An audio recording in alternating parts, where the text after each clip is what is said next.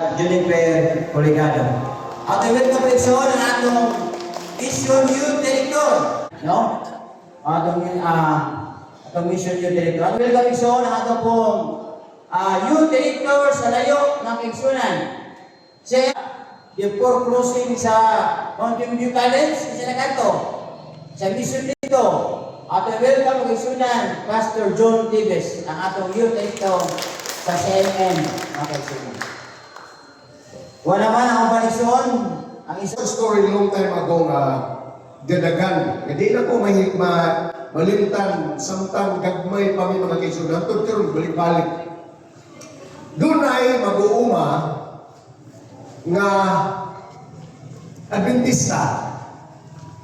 Nasa Ikabaw, idaron niya kung simana, Domingo, Lunes, Santo Birnes, pagkasabado, pahuway ang Kabaw. Karon kayo saon ka maning ating tanong naman yung mga silingan ng mag-uuma, wa makahubag padaron. Nihangko total ang Adventista ikaw raman.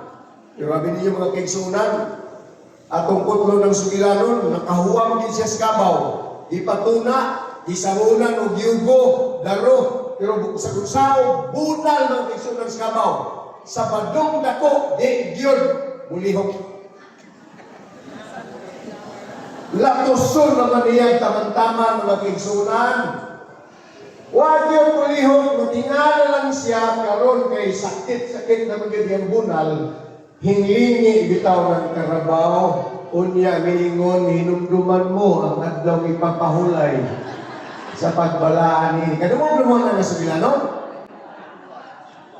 Ambot kong tinuod, pero ang labing matuod mga kaigsunan, kung ang tao bisag dili muali ang kaigsunan mauna ang kasing-kasing ni Kristo o kon ang kinaya ni Kristo muanha nimo mga kaigsunan. Di kon nimo magwanta nga magtan-aw lang ka sa imong silingan sa imong mahal sa kinabuhi nga mayud-yud sa pagkadaotan malaglag dito sa impierno mga kaigsunan. So simple ra gyud kayo. Maluwas mga ni ng imuhang gibaning kamutan, ikaw pagkaha. Origina igsoon. Dili worship, dili attend og fellowship, maoy makaandam nimo sa pagbalik sa Ginoo mga igsoon. Usbo na ko. Dili mayong binuhatan, dili pagkabuutan, dili pag-worship, dili ang sige rag-ampo mga kaigsunan ang muandam nimo sa pagbalik sa Ginoo. Ang muandam nimo kana ragyong nagtrabaho ka, nangabudlay ka alang sa lahi nga kalag para sa gingharian sa Ginoo.